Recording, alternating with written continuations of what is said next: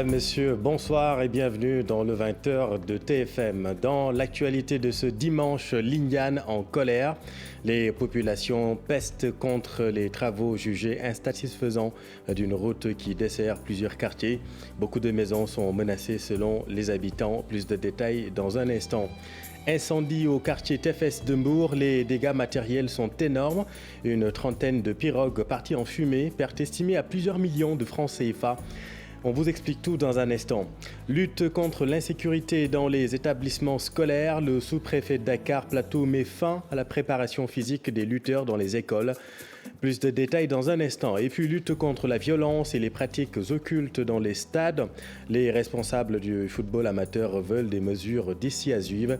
Ils étaient en assemblée générale à Fatick.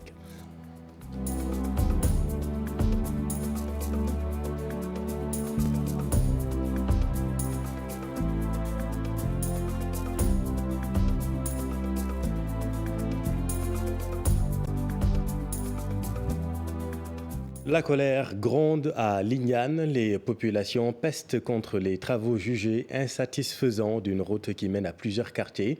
Selon ces riverains de la zone, les habitations sont menacées à cause de ces travaux. Écoutons El Hadj Momar Diatta, il est leur porte-parole. La raison de notre mobilisation, c'est tout simplement pour crier notre colère. Cette route-là, qu'on a commencé depuis septembre 2018, et on disait dans le temps que cette route-là allait durer 8 mois. Et jusqu'à présent, cette route-là est toujours en construction, ils n'ont pas encore fini. Cette route-là devrait en principe continuer jusqu'à Colobane pour permettre aux eaux, n'est-ce pas, de ruissellement de pluie, de pouvoir continuer vers la mer. Mais vous constatez avec moi que ces eaux-là devraient en principe s'arrêter ici parce que la route-là, ils nous disent que cette route-là devrait s'arrêter ici. Juste après le dispensaire de Lignane. C'est dire qu'ils vont nous créer ici un bassin de rétention qui sera un danger permanent pour nos enfants ici. Voilà un état de fait que nous dénonçons et qui nous sort de nos gongs. Mais on nous dit que cette route-là ne peut s'arrêter qu'ici, n'est-ce pas? Parce que tout simplement, il y a un titre foncier devant. Mais on sait qu'ailleurs, l'État exproprie des gens pour des besoins d'utilité publique. Mais pourquoi pas ici? Cette route-là devrait pouvoir continuer pour le grand bien, n'est-ce pas, des populations ziguinchoroises, parce qu'on a pas mal de déconvenus par rapport à cette route-là. Incendie au quartier Tefes de Mbour, une trentaine de pirogues et des cantines, des moteurs, des bois de fabrication de pirogues partis en fumée, une perte estimée à plusieurs millions de francs CFA. L'origine de l'incendie n'est pas encore connue. La police a ouvert une enquête. Écoutons Alioune Badara Samb au micro d'Abraham Diallo et Mamadou Gueye. On a informé de l'incendie qui s'est produit hier nuit environ 2 heures du matin et qui a causé beaucoup de dégâts au niveau du quai de pêche de Mbour, dans la zone Khelcom. Il y avait des prestataires qui fabriquaient des caisses en polystyrène et nous pensons que peut-être c'est ces caisses-là qui sont déclarées l'incendie et qui a causé beaucoup de dégâts. Nous avons constaté des moteurs hors bord, des pirogues. Il y avait aussi un scierie qui abritait un dépôt de bois qui servait à la construction des pirogues. Il y a aussi une boutique et tout est parti dans l'incendie. Nous ne pouvons pas maintenant prononcer le montant du matériel perdu, mais c'est estimé à beaucoup de millions. Et nous avons pris les devants avec les sapeurs-pompiers qui ont eu à maîtriser le feu. Et nous avons aussi avisé toutes les autorités. Le préfet a été avisé ainsi que les autorités du ministère de la Pêche.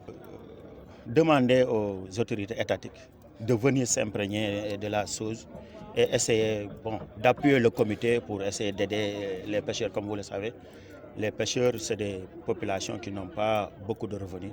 Et quand ils ont subi ce genre de dégâts-là, ce qu'ils veulent, c'est que les autorités puissent venir sur place, leur aider à peut-être reprendre les activités de pêche. Maintenant à Sédhiou, dans la commune de Djoudoubou, les populations ne s'entendent plus avec la société Kabit qui est en partenariat avec Taiford de Sindia. Elle dénonce le non-respect des engagements de la dite structure qui exploite de l'argile pour la fabrication de carreaux. Le sous-préfet de la localité a organisé une audience publique sur ce différend. Voici Ousmane Sané interrogé par Bakary Conté et Khali Djemé. Et c'est lié également à leur attachement à leur terre. Donc il y a eu effectivement un protocole qui a été signé entre la mairie et l'entreprise Cabit. Donc il y a eu de part et d'autre, en tout cas des choses qui ont été faites et des choses aussi qui restent à faire. Donc les populations, notamment dans leur intervention, ont beaucoup insisté sur les choses qui restent à faire. À un moment donné, ils ont pensé que avant d'engager la deuxième partie, parce que le projet se situe dans deux parties, c'est au total 7 hectares et quelques, mais c'est la première partie qui a démarré l'exploitation. Ce que les populations ne sont pas, en tout cas considèrent que ce n'est pas opportun pour le moment, parce qu'ils considèrent que avant d'aller dans la deuxième partie, il faudrait que l'entreprise règle alors les engagements pris, en tout cas lors de la première partie, sur le protocole qui le lie avec l'entreprise. On a réglé les impasses et on a payé entièrement, en tout cas l'entreprise a payé entièrement les personnes impactées. Alors aujourd'hui, il y a un autre engagement qui est en cours de réalisation, c'est la construction de 2 salles de classe au niveau de l'école de Tabadian. Il y a également le mur de clôture de l'école. Et il y a également une petite unité de transformation de noix d'anacarde qui est déjà disponible.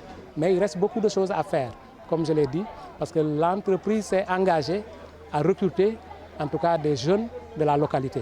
Pour mieux assurer la sécurité dans les établissements scolaires de Dakar Plateau, le sous-préfet a décidé d'interdire les préparations physiques, les entraînements des lutteurs dans les écoles et toute activité commerciale. Djibi Diallo souhaite ainsi protéger davantage les enfants pour un meilleur apprentissage. Il est interrogé par Alassane Ba et Mohamed Jeg. Nous avons vu des élèves agresser des professeurs. Nous avons vu des enseignants qui sont agressés dans les établissements. Nous avons vu aujourd'hui des avions dans lesquels la drogue a été saisie. Nous avons pensé aujourd'hui, en analysant les phénomènes, il faut créer les conditions de telle sorte que les enfants ne soient pas vulnérables, qu'ils ne soient pas en contact avec le monde extérieur de l'enseignement ou bien de l'éducation pour essayer quand même de se concentrer sur les enseignements apprentissages. C'est dans ces conditions, effectivement, que nous avons pris la décision d'interdire systématiquement les commerces dans les établissements scolaires au niveau du plateau, d'interdire par la même occasion les entraînements de séances de lutte des lutteurs, donc au niveau des établissements scolaires, c'est pour effectivement renforcer la sécurité dans les écoles et autour des écoles et aux abords de l'école. Donc, ceci permettra davantage à sécuriser, à protéger les enfants qui, aujourd'hui, parfois il y a des enlèvements qui se font, c'est devant les établissements. Et nous disons donc l'enfant, si l'enfant quitte son domicile jusqu'à l'école, il n'est plus responsable de ce qui peut l'arriver. Donc nous avons pensé que pour des mesures de prévention, il faut sécuriser les écoles. En quoi faisant? En interdisant aux personnes étrangères de l'école de fréquenter ces écoles-là. Et restons à l'école. L'enseignement privé en zone de turbulence. Sur 3000 écoles privées, seules 300 sont reconnues et subventionnées par l'État du Sénégal, avec un montant estimé à 1,3 milliard de francs CFA, chose que déplore le Conseil des acteurs et partenaires de l'enseignement privé de Guédiawaye. Abbas Ndour est le président du CAPEP, interrogé par notre équipe dans la banlieue de Dakar. Le privé n'est pas une roue de secours, mais c'est la 4e roue motrice. Donc je crois que cela démontre toute l'importance de l'enseignement privé au niveau de Guédiawaye. Je parle même au niveau du Sénégal. C'est pourquoi nous devons être accompagnés aussi bien par l'État, mais au niveau de la décentralisation avec l'acte 3, nous devons sentir, n'est-ce pas, les maires des communes à nos côtés. Et ensemble, nous pouvons développer des stratégies payantes qui nous permettent de relever le niveau de l'éducation. Et ce que nous déplorons, c'est l'occasion de le dire, nous ne sentons pas l'accompagnement des maires. C'est une occasion de le souligner parce que depuis, nous avons introduit des demandes d'audience pour rencontrer les maires, les présenter le CAPEP dont ils sont membres, mais aussi nous aider à la formation continue de nos enseignants. Malheureusement, c'est déplorable de le dire, nous ne sentons pas l'accompagnement des maires au niveau de Guédiawaye. Nous semblons ignorer ce que nous représentons comme force par rapport au nombre de structures, par rapport au nombre d'emplois créés, par rapport aux résultats, par rapport à tout ce qui gravite autour de nos écoles. Donc il est temps de nous prendre en compte, il est temps de nous prendre au sérieux, il est temps d'unir nos forces. Et je crois que le jour où nous arriverons à avoir un CAPEP national, les revendications du privé pourraient être prises très sérieusement en compte. Ne pas tout attendre de l'État et lutter contre la frilosité des jeunes Africains devant l'entrepreneuriat, des sujets débattus lors de 3 panels aujourd'hui organisés par CETAFRIC. Le directeur général du groupe Futur Média et d'autres modèles de réussite ont participé à ces rencontres qui ont pour but d'inciter les jeunes Africains à entreprendre. Compte rendu Pape Farning et Modou Diop. CETAFRIC, une nouvelle vision pour booster les jeunes à entreprendre. Des modèles de réussite en entrepreneuriat ont partagé le savoir-faire devant un parterre de spécialistes qualifiés dans leurs domaines respectifs. Alors nous, à CETAFRIC, nous pensons innover et être à l'allure véritablement du digital. C'est pour cela que nous avons organisé notre lancement sous forme de panel économique en invitant des personnalités, des leaders comme M. Birandour, comme M. Mayro Algangay que vous voyez, en les invitant véritablement à partager leur expérience avec la jeunesse sénégalaise. 65% de la population africaine est jeune et beaucoup d'entre eux ont peur de prendre des risques. Et pourtant, la donne doit changer. Quelqu'un qui entreprend, c'est quelqu'un qui sait prendre des risques. Si on ne prend pas de risques, on n'avance pas. Dans la vie, il faut oser. C'est-à-dire oser, mais bien. Quand je dis oser bien, ça veut dire qu'il faut être structuré dans ce que l'on fait. C'est-à-dire il faut avoir une idée, il faut avoir une stratégie et il faut savoir comment la mettre en œuvre. Donc c'est tout un process. On parle d'entrepreneuriat, mais n'est pas entrepreneur qui veut. Pour entreprendre, il faut d'abord une vision bien claire. Il faut une stratégie bien définie. Après, comme je l'ai dit tout à l'heure, il y a beaucoup de problèmes. Il y a beaucoup de leviers sur lesquels les gens devraient s'appuyer pour promouvoir cet entrepreneuriat-là. Au-delà du Sénégal, la jeunesse africaine doit aussi faire un pas, ainsi que le leadership africain. Que la jeunesse africaine aujourd'hui est en train de passer par le Maroc pour rejoindre l'Occident et que c'est une honte pour les dirigeants africains, c'est une honte pour la population africaine, pour le peuple africain. Mais disons que quand même les femmes ont un plus dans la détermination et la loyauté. Donc je pense qu'avec tous les efforts, qu'ensemble, hommes et femmes, mais quand même la femme n'est pas dans un escalier, dans un palier. À l'issue de ces 3 panels, les initiateurs ont primé les panels. Le prix Ahmed Amar pour l'entrepreneuriat et l'innovation a été décerné. Para innover dans la démarche entrepreneuriale et présenter des jeunes en exemple pour leur expertise et la qualité de leur travail, c'est ce à quoi s'est attelé CETAFRIC, une structure qui s'active dans l'emploi des jeunes, suivant Al-Amin Fall, initiateur de CETAFRIC. Nous pensons innover et être à l'allure véritablement du digital. C'est pour cela que nous avons organisé notre lancement sous forme de panel économique en invitant des personnalités, des leaders comme M. Birandour, comme M. Mayro Algangay que vous voyez, en les invitant véritablement à partager leur expérience avec la jeunesse sénégalaise. C'est sous cette forme-là que nous avons choisi véritablement de lancer notre entreprise CETAFRIC Business. Vous avez suivi les panels. Le premier thème, c'était l'avenir de l'entrepreneuriat au Sénégal et en Afrique. Le second, c'était comment les jeunes peuvent intégrer le secteur des hydrocarbures, du pétrole et des énergies. Et le troisième, c'était l'impact même du pétrole sur l'immobilier et le tourisme. Puis le travail du professeur Iba Der Thiam sur l'histoire générale du Sénégal continue de faire encore des frustrés. Cette fois, les Bawol se désolent de la place accordée à ce royaume du Sénégal dans la rédaction de l'histoire du Sénégal. Le collectif Arsunu Bawol prend le professeur Thiam pour responsable devant le tribunal de l'histoire. Biram Bandiaï est leur porte-parole. Les autres Sénégalais avions l'habitude de lire notre propre histoire à travers des ailleurs occidentales à notre grand regret. C'est pourquoi nous avions salué à sa juste valeur le projet d'écriture de l'histoire générale du Sénégal confié au professeur Iba Der Thiam. Cependant, à la lecture des premiers volumes parus, notre surprise a été grande de constater que le Bawol y a été traité comme un appendice dans l'histoire générale du Sénégal. Nous, du collectif And Taxawu Bawol, en citoyens responsables, nous avons adressé une correspondance au professeur Iba Der Thiam pour lui faire part de nos observations. Il nous a répondu par téléphone en précisant avoir pris bonne note de nos remarques et a promis de les transmettre aux rédacteurs pour prise en compte dans les volumes à venir. Nous prenons l'opinion publique à témoin que si nos remarques ne sont pas prise en compte, nous prendrons comme seul responsable et le déclarerons coupable avec préméditation devant le tribunal de l'histoire.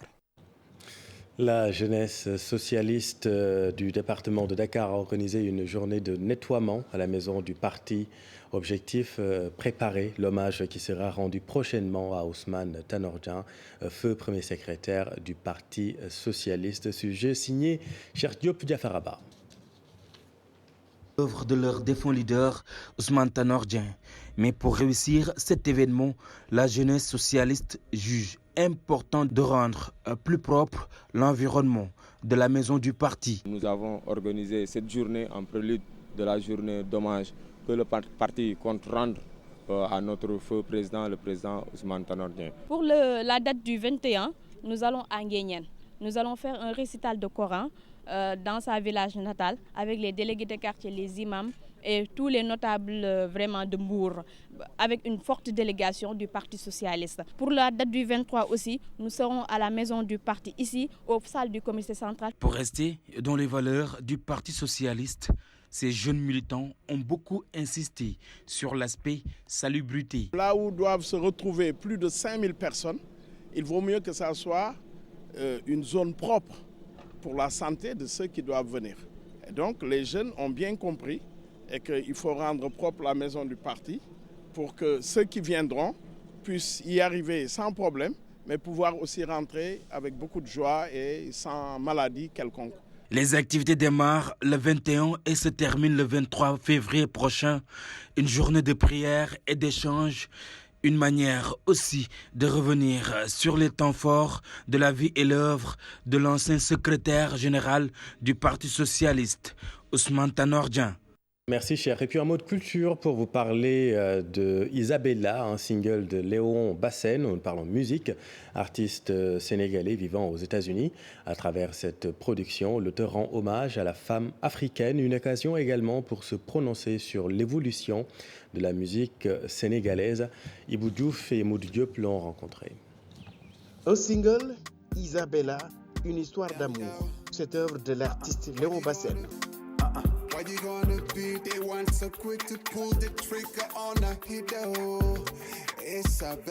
Après avoir fini de tremper sa plume, c'est une mélodie pour rendre hommage à la femme africaine. Ce clip, c'est une chanson d'amour, dédiée à la femme africaine, quoi, si tu veux. Ça parle de la beauté de la femme africaine. Un univers qui essaie de camper ce musicien sénégalais dans ses productions, son pays a une place de choix. On peut tous être ici et faire ce qu'on veut, mais pour moi, le but de vraiment faire la musique, c'est vendre la destination de là où on vient. Moi, je suis du Sénégal, je vis à New York, mais si tu regardes mes clips, tu vois toujours le drapeau du Sénégal. C'est ça, quoi. Il faut toujours vendre la destination sénégalaise. Léon Bassène vit certes aux États-Unis, mais suit de près l'actualité de la musique sénégalaise. Le talent, qu'il faut qu'ils insistent un peu sur le côté international, quoi, parce que là, le côté local est long déjà. Mais la musique n'a pas de frontières. Donc pourquoi se créer des frontières ici au Sénégal? Il faut essayer d'aller un peu plus loin et explorer d'autres horizons, quoi. Un mélange de rythmes et d'histoire. Léon Bassène, à travers sa musique, se réclame fervent défenseur de l'Afrique et du Sénégal. Merci Ibou. Et puis en sport, pratique occulte et violence dans les stades, la Ligue de foot amateur veut durcir les sanctions. En conclave à Kaffrine, les responsables du football amateur souhaitent des mesures dissuasives. Suivons le président de la Ligue de football amateur, Abdoulaye Sow.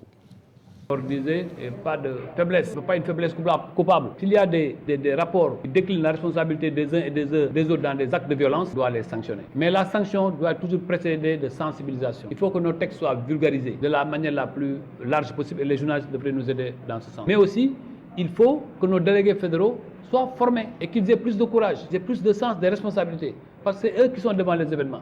Vous avez la particularité du football, même si vous êtes devant la télé, vous voyez les événements.